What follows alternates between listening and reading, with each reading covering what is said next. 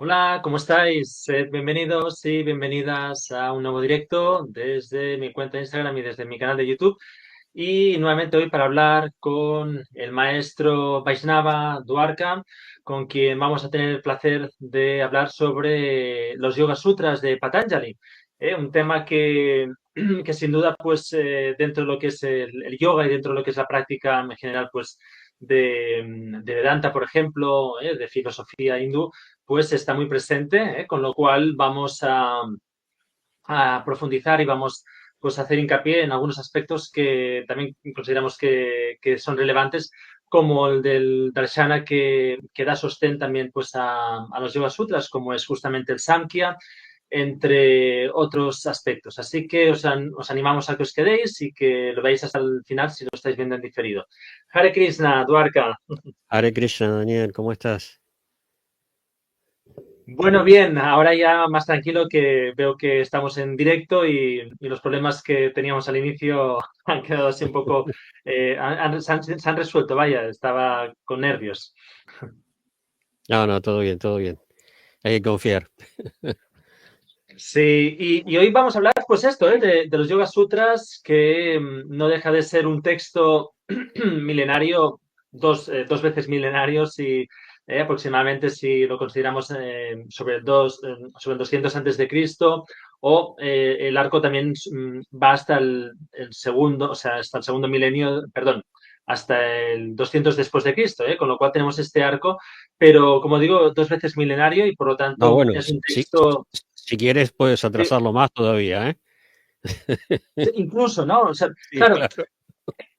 ahí tendría, o sea, claro, si lanzamos esto ya es como, supongo que estás haciendo referencia también a la oralidad, ¿no? Es decir, a la transmisión oral de prácticas o en fin, de puntos de vista, ¿no? Darshanas.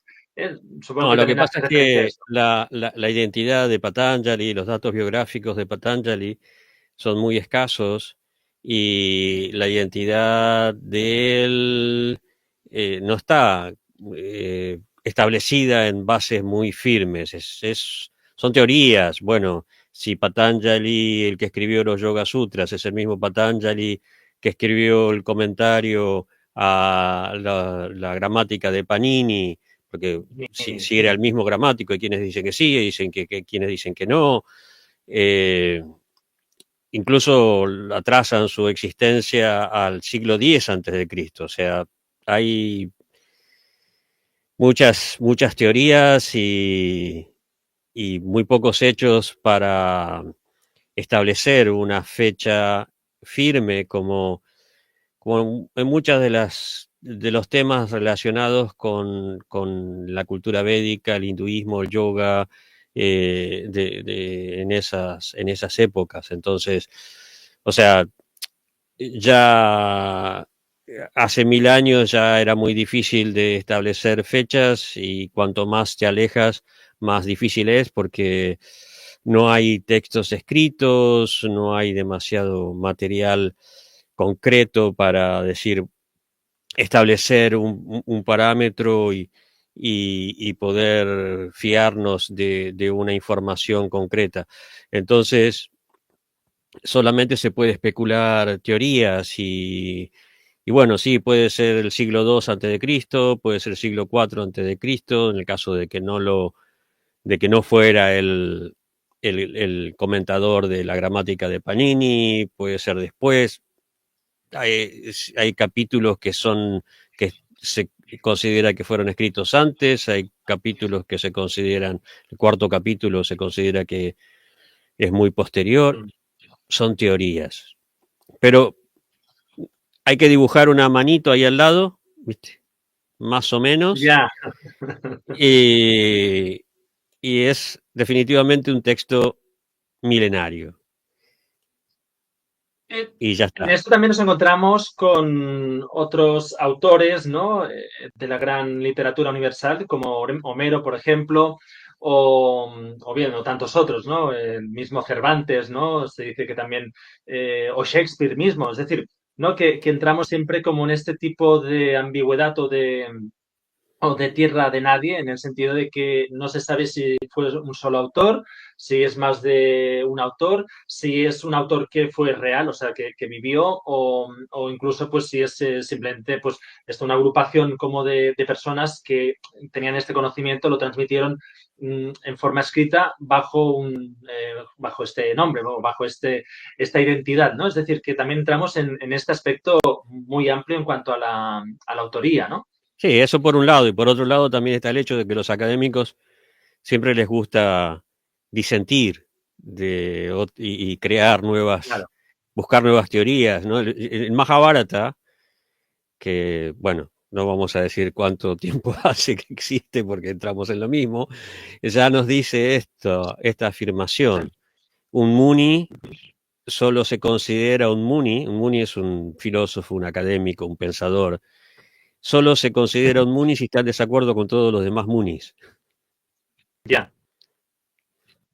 Claro, y en esto estamos como entrando, ¿no? O sea, Yoga Sutras es, como decía, ¿no? Es texto en las formaciones en las que yo al menos he hecho de yoga, ¿no? Que he estado pues con la escuela de Shivananda, con Satyananda, haciendo Kundalini también, o en fin, ¿no? O sea, y luego pues formaciones, pero en las principales siempre el texto de referencia básico son los Yoga Sutras, que es justamente un texto, como decía pues también al inicio, de aforismos, de unos 197 aforismos, si no recuerdo mal, y es un texto que, bueno, pues establece lo que son, digamos, las directrices del yoga, de lo que hablaremos también en abundancia, pero no solo eso, sino que también establece lo que debe evitarse, por ejemplo, pues en el perdón, en el capítulo del Siddhipada, lo que debe evitarse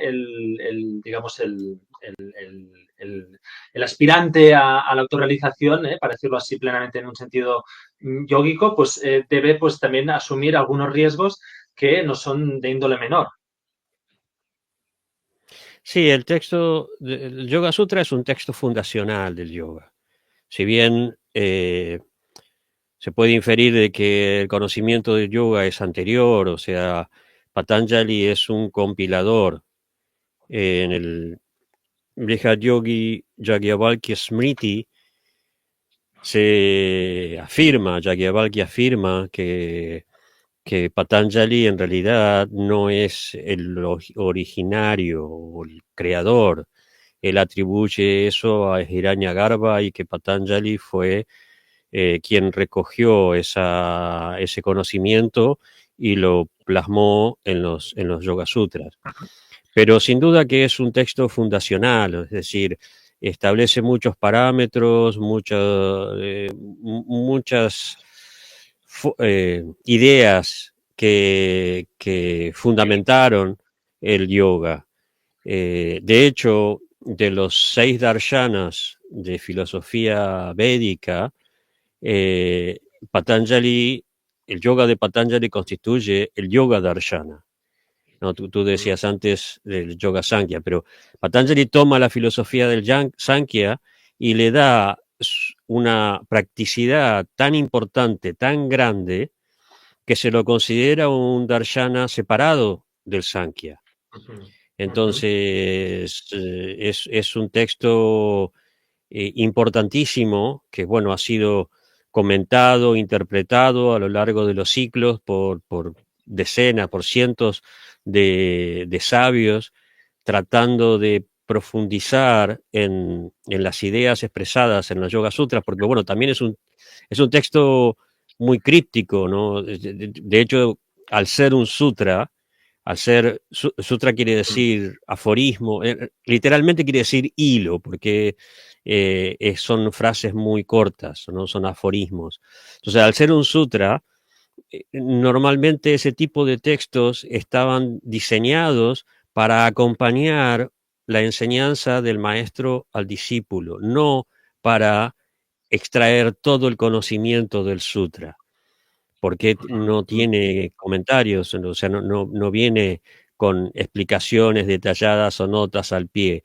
Entonces, es un texto que a pesar de su cripticidad, a pesar de ser tan difícil de concretar a qué se refiere, aún así es, es tan buscado, es tan referenciado, es tan importante, estableció unos modelos de práctica y de filosofía que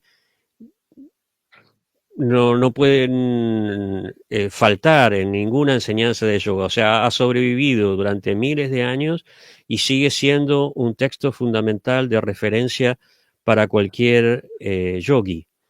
Así que podemos ver ahí la importancia de este texto. Sí, la importancia de este texto, que a la vez también, con esto, entroncando con lo que estás diciendo, pues justamente, ya has dicho, es uno de los 6 darshanas, es un Satdarshana que se dice, y establece pues unos principios que asume el Samkhya o que preconiza el Samkhya. Recordemos los Isvara Krishna, los comentarios, ¿no? Ahora no me sale el texto de Isvara Krishna. Sí, el Sankhya Karika. Eso, Samkhya Karika, ¿no? Establece, en este texto, se establece la distinción entre Purusha, lo que sería, lo que se traduce normalmente como espíritu puro, y lo que sería Prakriti, que sería la naturaleza, naturaleza pura, también así en un sentido muy amplio y metafísico.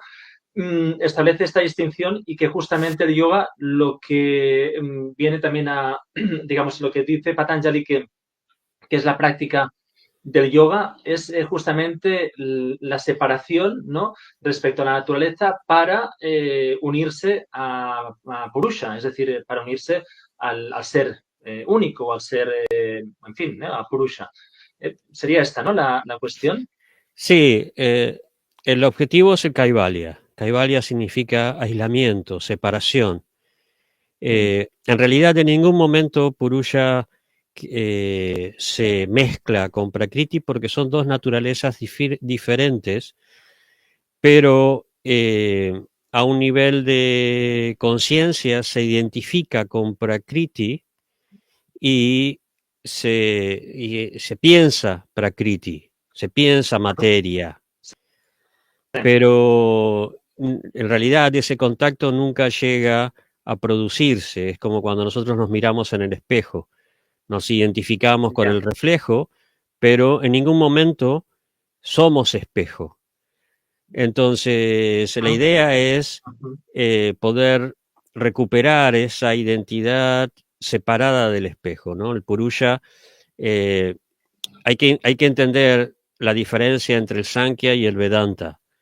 El Purusha no se funde en un espíritu total, como es el Brahman, sino que simplemente recupera su identidad como ser, ¿no? En el Vedanta Advaita, la idea es que cuando uno se libera, se libera de Ujú. Maya, alcanza esa independencia, esa liberación, se funde en la totalidad del ser.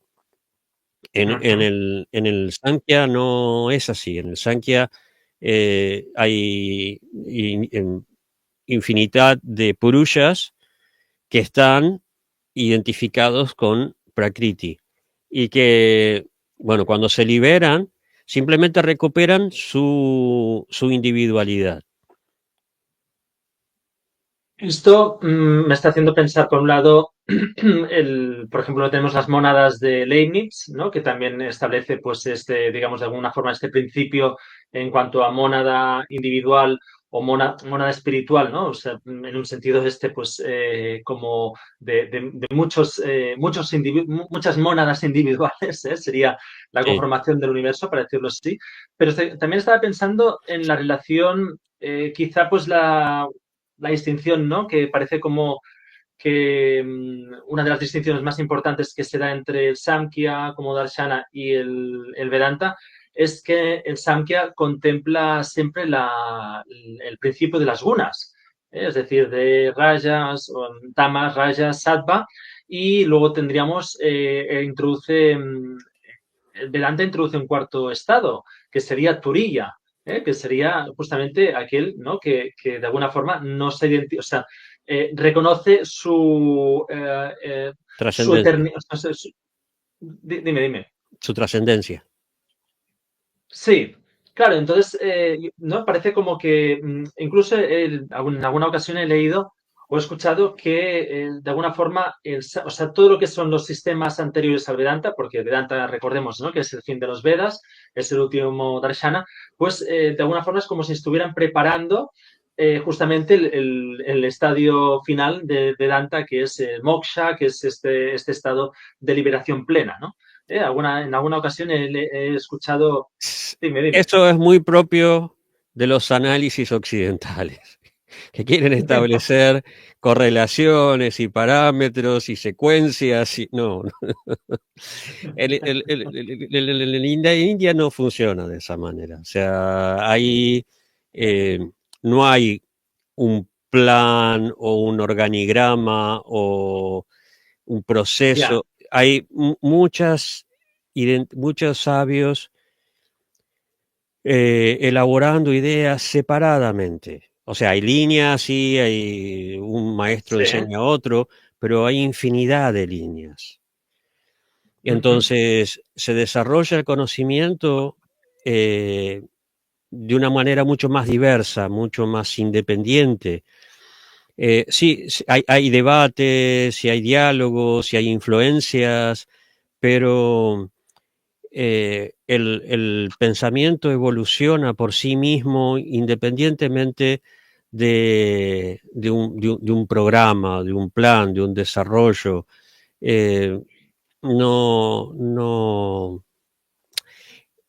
es como querer buscarle un poco la quinta pata al gato, no Claro, funciona de esa manera como en Occidente, ¿no? claro.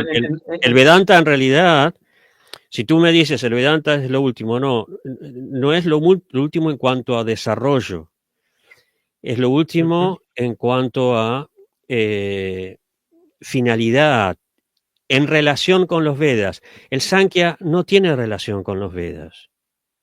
Eso es importante entenderlo.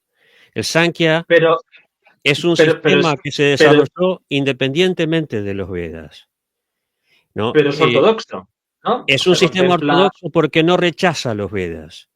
En el Ajá, caso del budismo del ahí jainismo, mismo. rechazan los O Vedas. lo- El budismo especialmente tiene un problema, Buda tenía un problema especialmente con los Upanishads. Ujú. Entonces, por eso se considera heterodoxos. Los darshanas ortodoxos no es que sean ortodoxos porque siguen el patrón de los Vedas o la filosofía védica, sino que simplemente no los rechazan. Pero el Sankhya es completamente independiente de los Vedas. Después, Ujú. sí hay una mezclarse de ideas, ¿no? El Vedanta Mm. tomó, por ejemplo, los elementos de las gunas que se presentan en el Sankhya, eso lo vamos a encontrar en el Bhagavad Gita, porque sí hay un interrelacionamiento, pero es muy liberal en el sentido de que, bueno, esto me sirve, lo tomo, esto no me sirve, lo discuto, No, es que es decir, tenemos, lo perdona, debato, sí. perdona. Claro, es que tenemos esta concepción también no tan occidental, que es justamente, por ejemplo, establecemos unas líneas muy claras, ¿no? Respecto, por Mm. ejemplo, pues si cogemos el caso del judeocristianismo, ¿no? Establecemos que justamente, pues Jesús viene a completar, según los cristianos, ¿no? Pues viene a completar la esperada del Mesías, ¿no? O sea, la espera de ese Mesías que debía salvar al pueblo judío, etcétera, ¿no? Y se produce este apoteosis, ¿no? Esta aparición apoteósica. ¿no? Pero por otro lado también se está esperando, estamos en la espera, de aquí los milenarismos, ¿no? Estamos en la espera de la paurusía, es decir, de la segunda venida de Cristo que judicará a los buenos, los malos, etcétera, ¿no? Y establecemos estas líneas, ¿no? O establecemos por ejemplo, pues en el mundo greco-latino también se establece toda una, digamos, una distinción Una muy secuencia, clara, ¿no? ¿Cómo? Perdona. una secuencia. Una secuencia, ¿no? Y en esta secuencia, pues establecemos que, bueno, en fin, hay todo un progreso, una línea, etcétera, etcétera. Pero una vez entramos en lo que es Oriente en general y más India, es pantano, es terreno pantanoso, ¿no? Con lo cual nos encontramos siempre, pues, en que todo es, como diríamos, muy, pues esto, muy confinado, digamos, al tiempo o al momento de cada tiempo, ¿no? De cada generación, ¿no? De alguna forma es muy contingente esto, ¿no? Es curioso Sí, esto también, ¿eh? hay un anhelo de los comunicadores, de los investigadores, de los académicos, de establecer una forma de comunicar secuencial. Primero esto, después Mm, esto otro, y encontrar una coherencia de por qué esto se produjo, de dónde viene, quién era.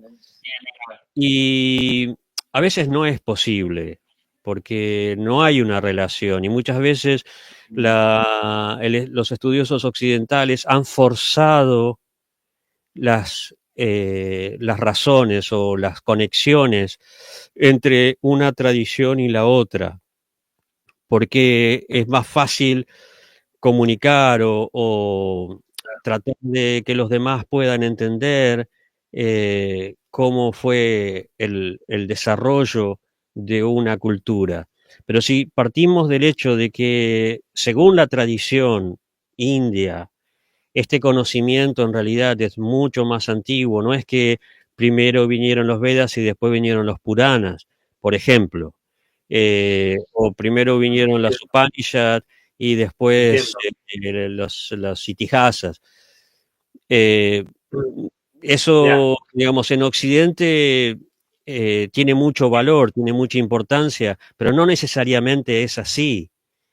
claro, Hay muchas ideas que todavía están en el aire, que todavía muchas razones, muchas cuestiones que no se han comprobado y que simplemente no dejan de ser teorías. Entonces, eh, ya, es un poco, a veces cuando uno fuerza algo para que cuadre en una teoría, que es como generalmente sucede, yo tengo una teoría, entonces trato de encajar todas las piezas del puzzle en una posición, y si no entran, entonces la fuerzo de alguna manera, o la recorto o la cambio, la deformo para que entre en ese lugar.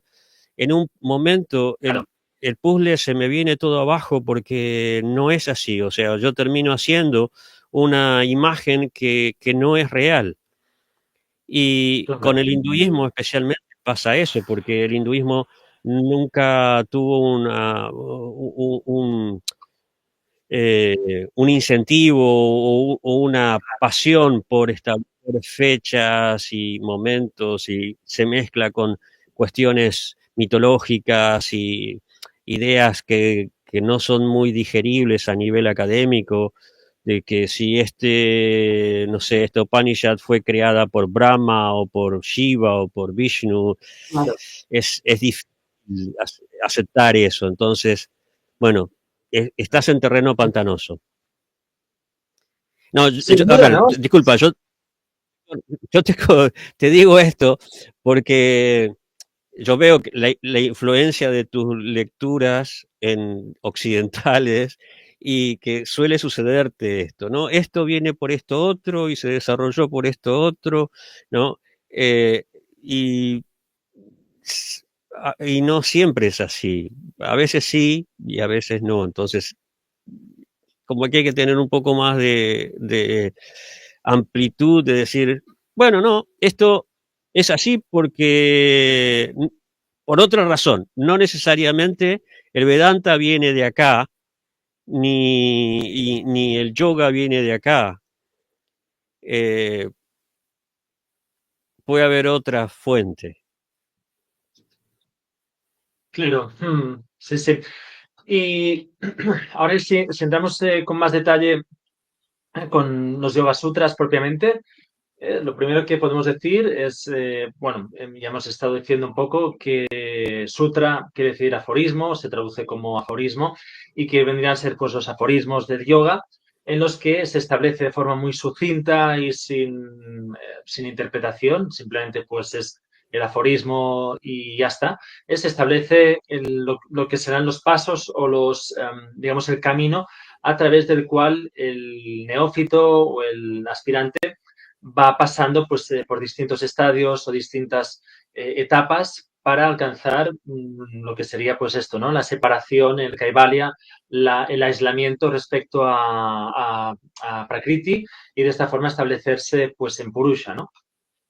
Sí, la idea de Patanjali, la forma en que él va elaborando los principios en el Yoga Sutra, es ir, él ya desde el comienzo plantea cuál es el objetivo. El objetivo es de tener, llegar a un estado mental, un estado intelectual y mental de estabilidad total, de equilibrio completo, que posibilite esa separación, es decir, que Purusha ya no se vea afectado por la influencia de Prakriti, entonces poder recuperar su identidad, ¿no? Es como, volviendo al ejemplo del espejo, yo dejo de mirarme en el espejo y me miro a mí mismo de otra forma, no con los sentidos, sino con mi Sí. percepción y con mi percepción espiritual, y recupero mi identidad. Entonces, él establece ese principio, ¿no? De que cuando los torbellinos de la mente se detienen, los pensamientos, la influencia de Prakriti a través de los distintos pensamientos que se van generando, experiencias, sensaciones, percepciones, etcétera.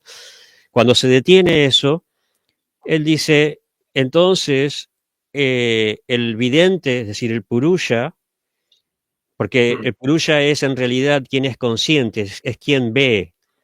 Eh, Cuando ve a través de Prakriti se confunde, pero de todas maneras sigue siendo el vidente. Entonces, la conciencia que ve se establece en su propio ser, recupera su identidad. Entonces, él comienza a dar una serie de definiciones para entender las razones de por qué se produce la confusión con Prakriti y cómo se puede progresar en esa separación, en dirección a ese Kaivalya, a ese aislamiento de Prakriti. Entonces va a ir dando diferentes pasos, diferentes alternativas a seguir para que la persona pueda, así como en el Bhagavad Gita, Krishna nos dice nos da diferentes caminos, Patanjali también da diferentes caminos. Hay un camino que lo desarrolla más, que es el Astanga Yoga en el Sadhanapada, pero no es el único, ¿no? Habla del Kriya Yoga, después en el primer capítulo, en realidad, en el Samadhipada, él va a dar distintas alternativas, como por ejemplo la devoción, la meditación en Dios es una alternativa para alcanzar el Samadhi. Él dice, exhalar, por ejemplo, y retener es otra forma de alcanzar el Samadhi. La meditación es otra forma de alcanzar el Samadhi. Así, la asociación con seres que han trascendido, personas que han trascendido la influencia de Prakriti, es otra forma de alcanzar el Samadhi. Es muy interesante la lista que va haciendo en el primer capítulo, que son diferentes alternativas muy diversas, muy distintas, de cómo uno puede encontrar el camino. Pero también va dando definiciones muy precisas, en muy pocas palabras, porque son sutras, muy precisas de lo que son, por ejemplo, los diferentes tipos de torbellinos, de vritis, sí, ¿no? Britis son todo lo que agita nuestra conciencia, todo lo que enturbia la visión de la conciencia, ¿no? Es decir, el conocimiento correcto, el conocimiento errado, la ilusión, el sueño, la memoria, son los 5 tipos de Britis que él menciona y sí, los define de una manera tan concreta, tan clara, tan experta, que por eso es que el, el, el, los Yoga Sutras siguen teniendo relevancia hoy en día después de miles de claro, años, ¿no? claro, Y claro, define cómo trascender esos britis, cómo superarlos, ¿no? A través de la práctica, abhyasa, a través del desapego, define cuáles son él dice, el abhyasa tiene que ser practicado de forma continua, con determinación y con seriedad, con conocimiento, eh, y cuáles son las fallas en la práctica que pueden obstaculizar o claro, detener ese camino, cuáles son los síntomas que la persona va a experimentar cuando la práctica no es correcta. Es fantástico, ¿no? Toda esa información que él da en tan poquitas palabras y a veces de una forma, como decía antes, muy críptica, porque te das cuenta ahí te das cuenta de la experiencia, de la claridad, no solo del genio, que ya claro, es enorme, pero sino de la claridad propia de alguien que tiene completa experiencia, entonces sí, lo puede explicar de una manera mucho más práctica, no tan eh, académica, esotérica, teórica, sino claro. esto es así. Y algo allí te queda claro, y dices, fantástico, con 3 palabras me definió el yoga. Es increíble.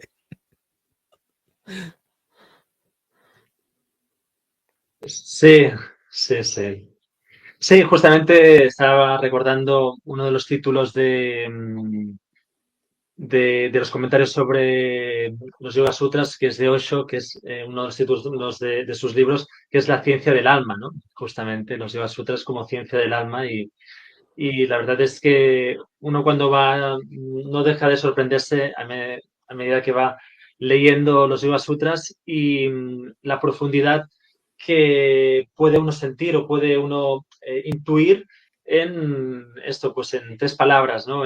O sea, en un corto espacio del libro, ¿no? O sea, te dice algo que ya solo con eso, ¿no? Ya da para todo un libro, ¿no? Precisamente, ¿no? Para poder establecer, pues, Sí, es un conocimiento muy experiencial, o sea, eh, a lo largo de los siglos se han escrito infinidad de comentarios tratando de explicar la idea de Patanjali y se complica muchísimo. Ahí se puede ver cómo funciona nuestro intelecto y nuestra mente. Nosotros complicamos las cosas. Y se trata de traducir explicando, por ejemplo. Eh, normalmente no se traducen, si son 3 palabras, las que da Patanjali, no se traducen 3 palabras, se traduce claro, todo una idea que es lo que el traductor interpreta. Eso claro, es normalmente lo que nos sucede a los que no estamos en ese nivel de experiencia. Para mm, algunos es muy claro y tratan de hacerlo llegar a las personas de una forma un poco más extendida, pero si nosotros no lo practicamos, el punto al que voy es que si uno no lo claro, practica, no puede llegar a entenderlo. Es claro, muy difícil. Dentro de todas las traducciones vos vas a encontrar, porque los Yoga Sutras abarcan diferentes áreas de conocimiento. O sea, por un lado tienes el sánscrito, ¿no? Que, digamos, para traducirlo tienes que saber muy mm, bien qué significan las palabras. Por otro lado, tienes el área de la filosofía. que, bueno, es por un lado el Samkhya y también lo que Patanjali agregó al Samkhya, que era de su propia experiencia o de su propia idea. Por otro lado, tienes el yoga. Muchas veces yo me encuentro con traducciones de alguien que es muy experto en sánscrito, pero que no tiene tanta experiencia del yoga, entonces hay ciertos conceptos que no los conoce o que no los puede transmitir, o que es alguien que es muy experto en filosofía, pero no tanto en el sánscrito o en el yoga, y así. Por ejemplo, los Claro. comentarios de Mircea Eliade, que es fantástico, es un exponente del pensamiento religioso impresionante, pero hay, yo no diría fallos, pero hay muchas cosas con las que yo no estoy de acuerdo, porque faltan alguna de esas, falla en alguna de esas patas, ya sea en el yoga o en el sánscrito. Entonces, es un texto sumamente rico que lo mejor es vivirlo, que no Claro. lo podemos, ese es el punto, que no lo podemos entender simplemente por leer o por oír, que tenemos que vivirlo. Lo cual en sí es un desafío, ¿eh? No, no es cualquier cosa. Tengamos en cuenta que justamente pues tiene la fuerza que tiene o tiene la potencia que tiene para pues trascender el espacio-tiempo y estar pues ser uno de los textos de referencia en Occidente, para conocer el yoga o para entender pues simplemente lo que es el pensamiento oriental, pues Yoga Sutras es, como digo, uno de los textos de referencia, pero no solo en este aspecto, sino también o sea, todo lo que establece, lo establece a partir de una práctica, de un conocimiento muy profundo, pues del sánscrito, etcétera, pero también de una práctica muy profunda de autoconocimiento, lo cual lleva a establecer lo que de alguna forma, pues también en la Grecia antigua había una cierta equivalencia en los primeros filósofos, ¿no? Que también se consideraban, pues, místicos y a la vez, digamos, aspirantes a conocer la verdad, ¿no? De alguna forma. Y también esto me hacía pensar en lo que has dicho, por ejemplo, ¿no? De Mircea Eliade, ¿no? Que me gusta la distinción que hace, ¿no? Entre lo que normalmente se traduce como samadhi, como éxtasis, experiencia extasiante o simplemente éxtasis místico, ¿no? Que sería esa salida de, ¿no? Y él establece pues esta distinción en el vocablo neologismo que sería éxtasis, ¿no? Es decir, el llevar este estado, digamos, de plenitud, para decirlo así, hacia dentro, ¿no? O sea, no tanto en una manifestación externa, sino interna, ¿no? Que también, curiosamente, pensaba pues en el hecho de que, bueno, pues justamente, ¿no? En la época en la que, por ejemplo, pues Mircea Eliade escribe, ¿no? Y desarrolla pues este tipo de ideas o de pensamientos, también es un momento en el que empieza a llegar de forma más abundante lo que es la práctica del yoga a Occidente y empiezan a establecerse los primeros centros espirituales o primeros centros de práctica, ¿no? Y a partir de aquí empieza este boom que ha ido creciendo y que sin duda, pues como muy bien decías, también necesita de una revisión o de una reconexión o recontextualización, asumiendo la tradición por un lado y a la vez asumiendo el tiempo moderno, es decir, el hecho de que llegue este texto a manos de occidentales. Sí, el tema del samadhi es un punto fundamental que muestra esto que te decía.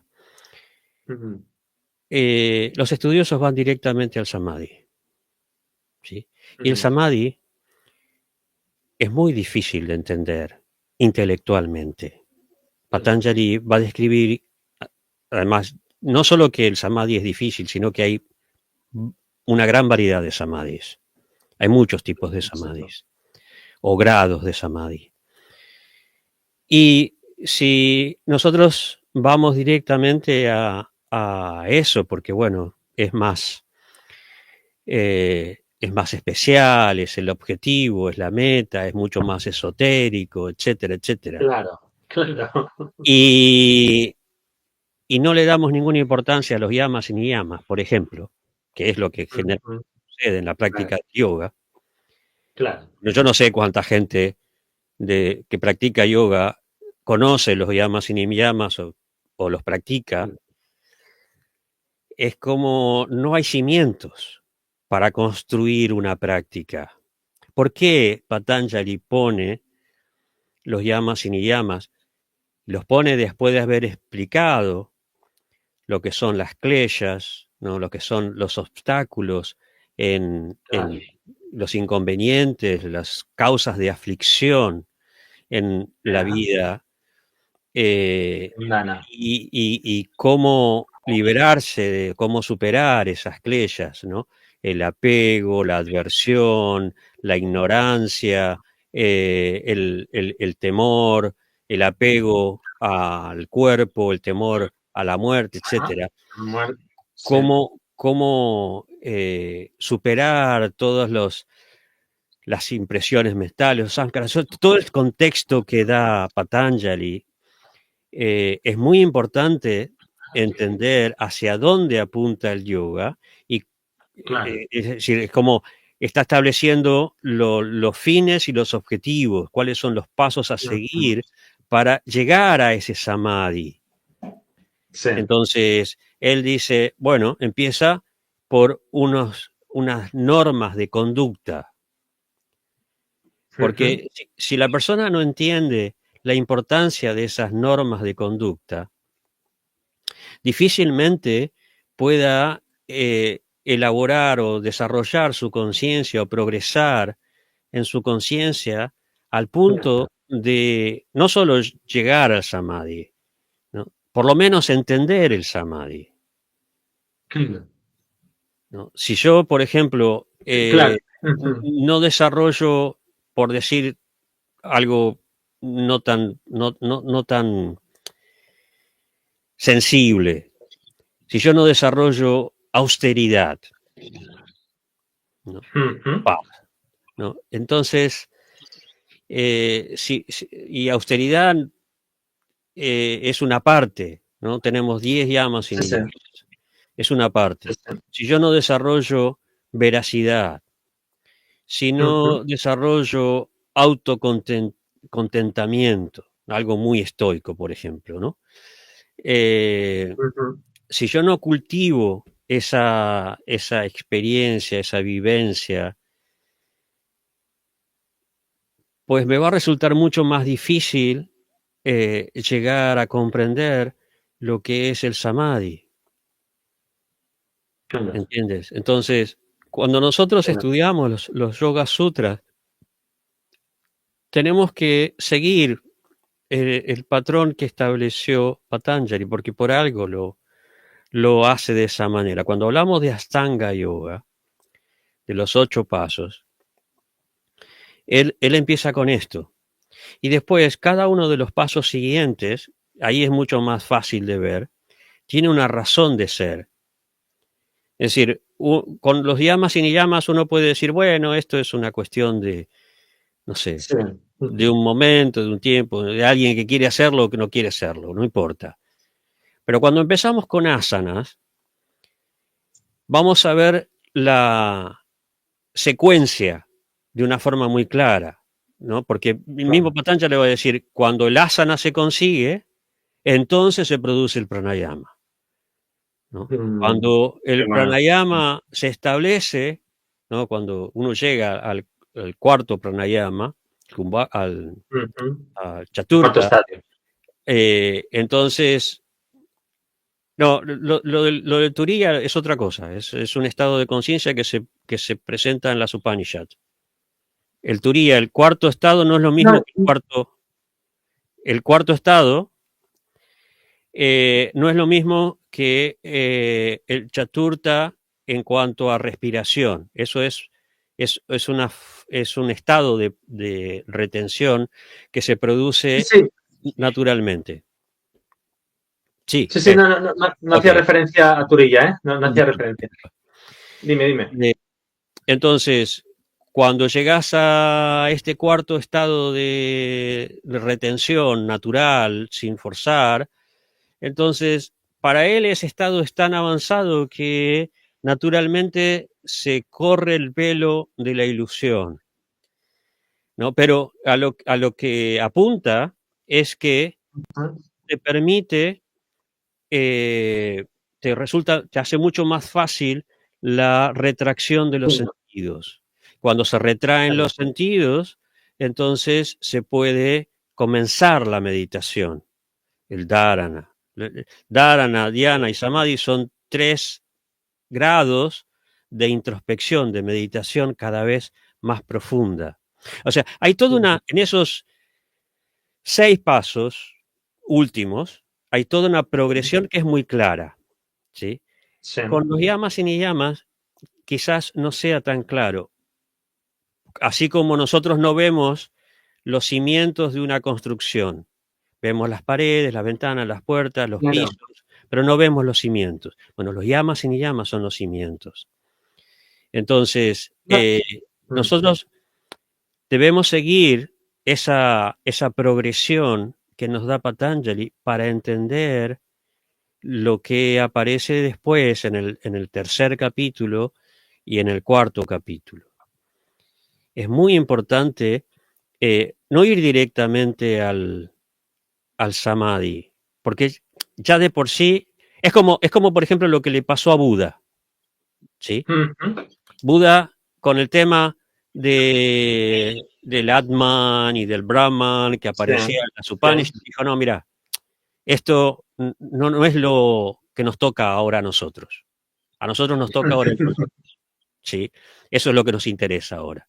Con el Samadhi es lo mismo. Mira, vamos a dejar de esto de lado y vamos. Sí, pero pasan varias cosas, si me permite. Sí,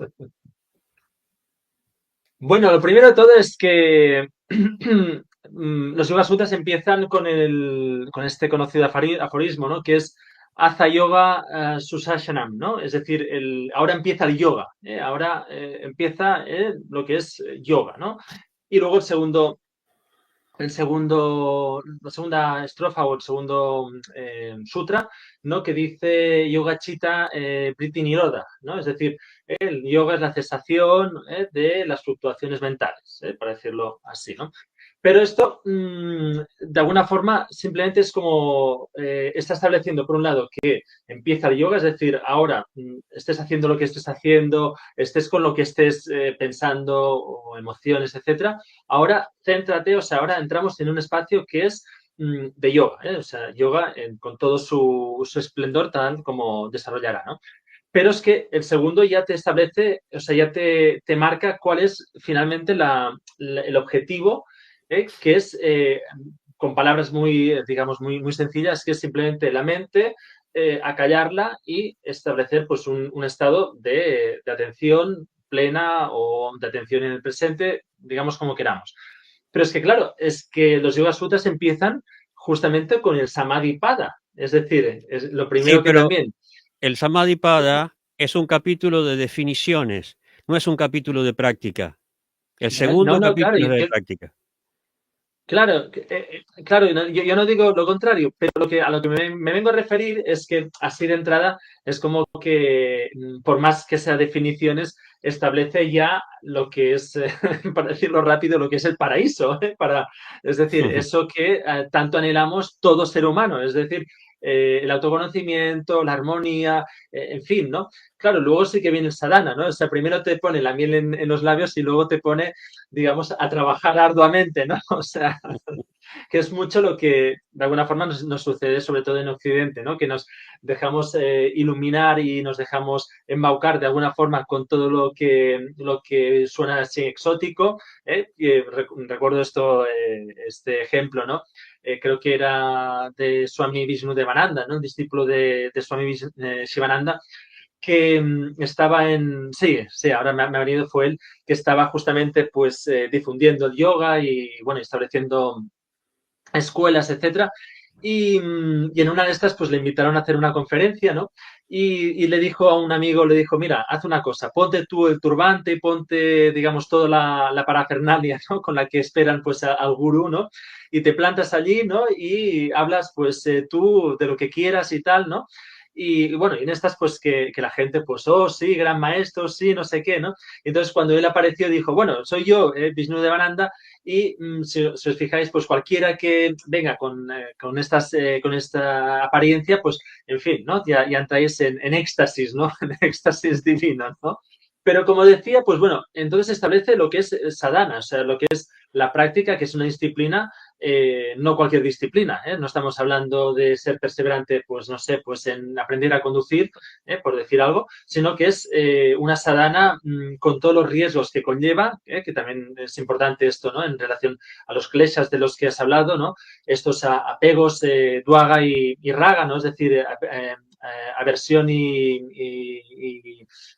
aversión y deseo, sería, y por lo tanto establece lo que es, como digo, pues establece los peligros y luego ya va entrando ya al tercer capítulo, Vibhuti Pada, el capítulo de los siddhis, ¿no? Que también es súper, pues esto, ¿no? O sea, que quién no quiere, ¿no? ¿Quién no quiere en nuestro mundo de superhéroes y así, quién no quiere pues esos poderes, ¿no? Esos siddhis, ¿no? Hacerse de pronto pequeño, pequeño, pequeño, que pequeño, tan pequeño que eres casi como un átomo o invisible, ¿no? O, en fin, ¿no? O la bilocación, ¿no? De la que se habla, por ejemplo, de Santa Teresa, ¿no?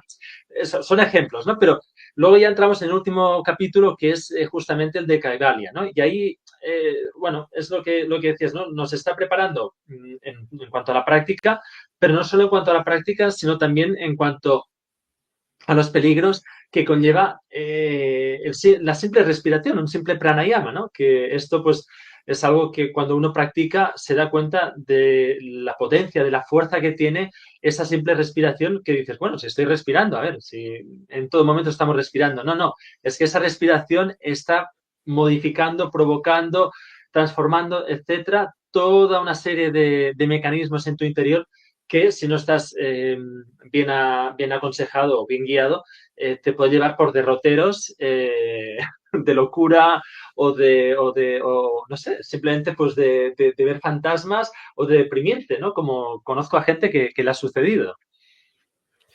Sí, eso sucede más en relación con la práctica del Hatha Yoga.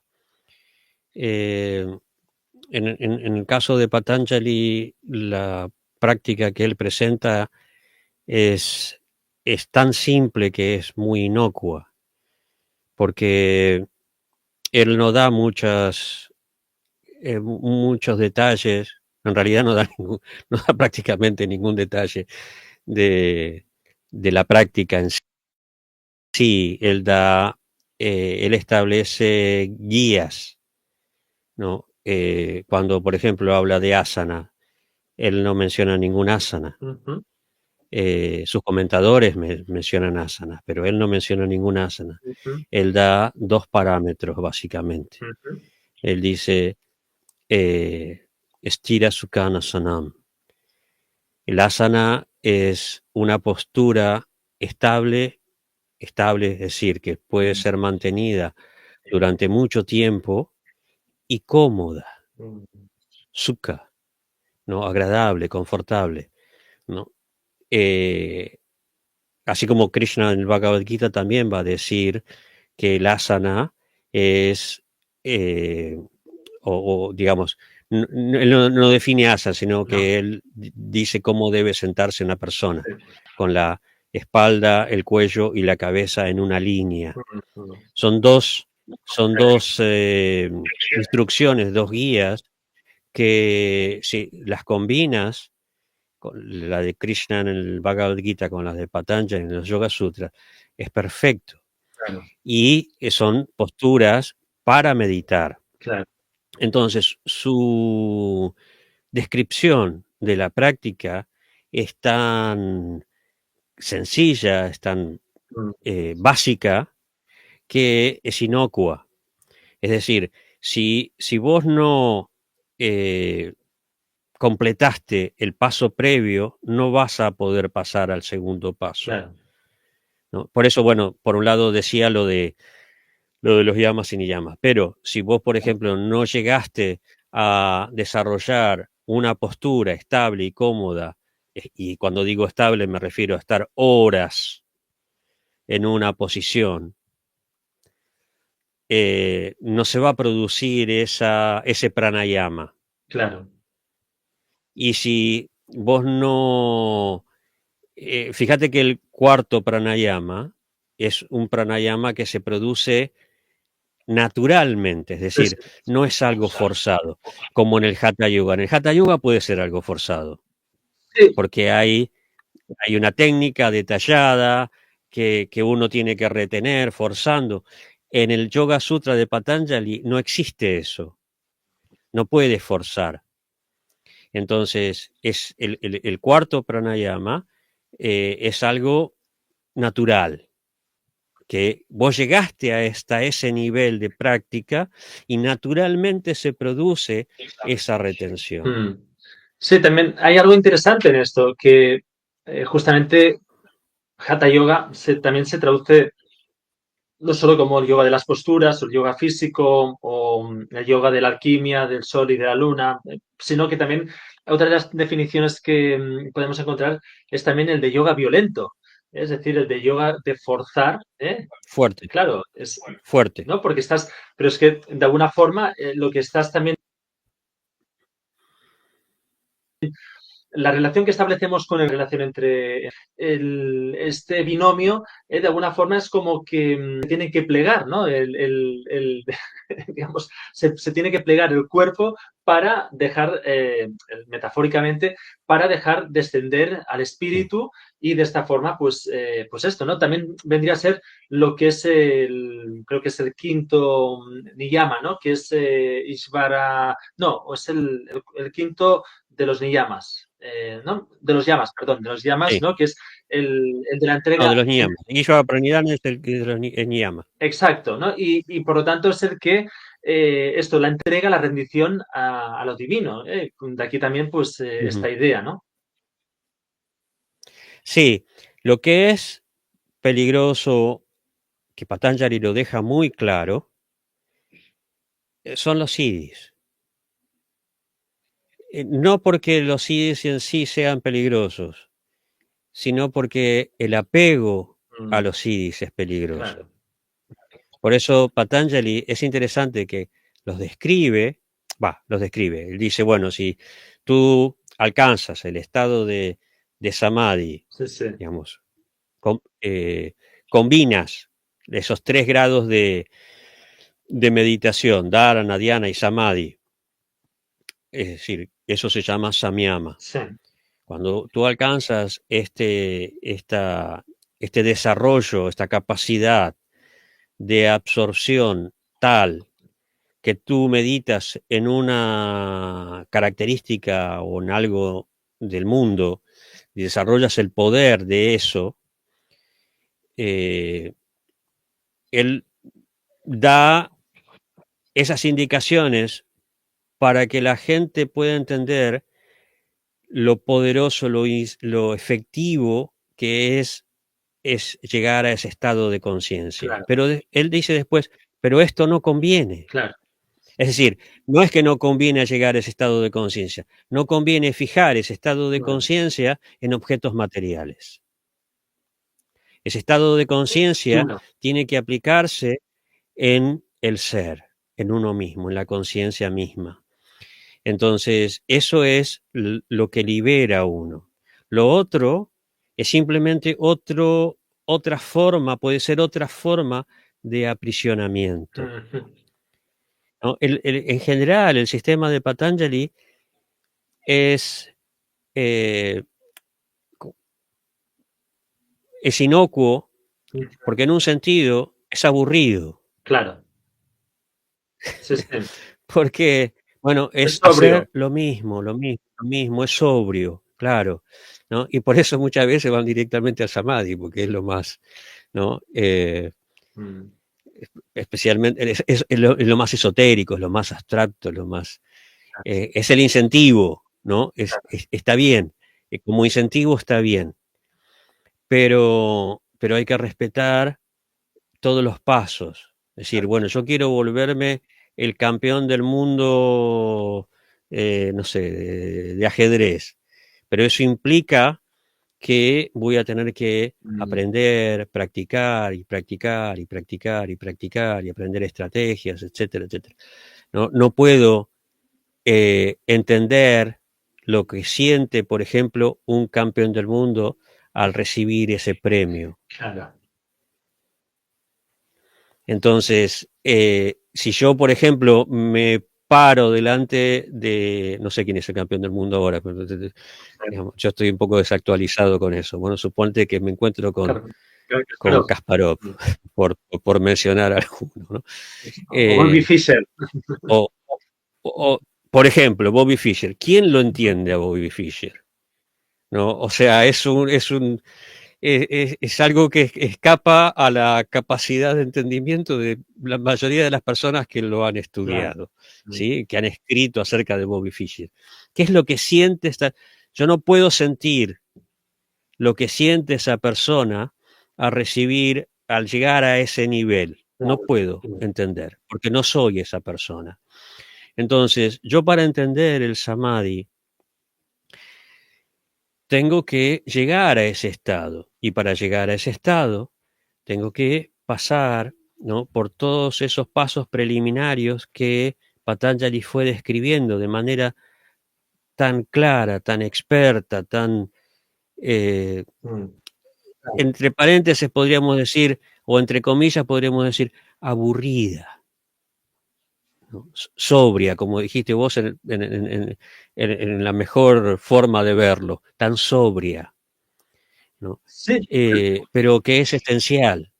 claro, pero es que a la vez, justamente, si uno tiene, y que por aquí podríamos entrar en, en otro directo, pero si tenemos en cuenta, pues justamente lo que es la iniciación, propiamente, es decir, el dos veces nacido, de la tradición, el yuiva, ¿no? Es decir, ese que nace, pues, primero de padres, o de madre, y luego nace, pues, a la vida espiritual, ¿no? Pues toda iniciación en algún punto siempre, eh, pensemos en la alquimia, por ejemplo, ¿no? Que siempre establecemos este punto de iniciático, de iniciación desde, digamos, desde la suciedad o desde aquello que está podrido, que está corrupto en nosotros, ¿no? De alguna forma, y que precisamente para poder seguir avanzando en nuestro propósito, pues debemos, de alguna u otra forma, debemos atravesar un desierto, debemos atravesar una etapa en la que es básicamente pues soledad, sobriedad, austeridad, no sé, sensaciones muy desagradables, ¿no? Que justamente lo que nos está preparando, aunque no lo sepamos y muchas veces queramos huir, ¿no? Despavoridos, pero nos está preparando con el desapego, nos está preparando para aquello que sí es real, ¿no? O que, aquello que sí es esencial. Y en este caso, Patanjali establece los mismos principios también. Sí, sí, por eso él dice en los primeros sutras que esa liberación de los britis se consigue por Abhyasa y Vairagya. Abhyasa es la práctica y Vairagya es el desapego, Mm, ¿no? O sea, eso es esencial para poder llegar a ese nivel de liberación, ¿no? Porque justamente lo que nos mantiene atados, lo que mantiene al Purusha encandilado, eh, en ese hechizo de Prakriti, es el apego. claro, Es como el narcisista que se mira en el espejo y no puede dejar de claro. mirarse. Eh, es así. Yo me acuerdo una vez ver a una persona en ese estado, ¿no? Era un cajero en un restaurante que tenía un gran espejo al lado, ¿no? Y mientras trabajaba no dejaba de mirarse. Claro, Era gracioso en el mejor de los sentidos, ¿no? Pero el pobre hombre estaba tan encandilado claro. que no dejaba de mirarse. Es que la atracción es muy grande, ¿no? O sea, la atracción por endiosarse, por sentirse pues único, especial, en fin, todos los atributos que le podemos dar al ego, claro, es enorme, ¿no? Me acuerdo de esta película, ¿no? Que no la he visto, ¿no? Pero una película de hace unos años que decía como Dios, ¿no? Decía que se veía al Ah, protagonista, creo que era Jim Carrey, ¿no? Que se le veía ahí como en sí. el cielo, como ¿no? Como con nuestra proyección de lo que debe ser Dios, ¿no? Entonces entendemos que esto no es una exaltación absoluta del ego, ¿no? Sí. Entonces, Patanjali dice eso, ¿no? Que a través de la práctica, porque la práctica nos va dando la capacidad, la fortaleza, la determinación, la experiencia y el desapego. El desapego, por un lado, de, de nuestras expectativas, de nuestros deseos, ¿no? De eso que él después va a describir como las kleshas, Mm, ¿no? Porque el apego es la base del raga, del deseo mm, y de la frustración, claro, ¿no? O del rechazo. claro. Eh, entonces, el desapego es un elemento esencial en esa liberación, Mm, en ese separarse, en ese alcanzar el kaivalya claro. de Purusha con respecto a Prakriti. Entonces, uno cuando enfoca la vida espiritual o eh, pretende practicarla o se determina a practicar la vida espiritual, Sí. tiene que tener un margen o darle cierta, un cierto lugar a cultivar el desapego. Mm, No puede pensar que solamente por, eh, ¿no? o por una práctica, solo por la práctica va a alcanzar el objetivo, claro.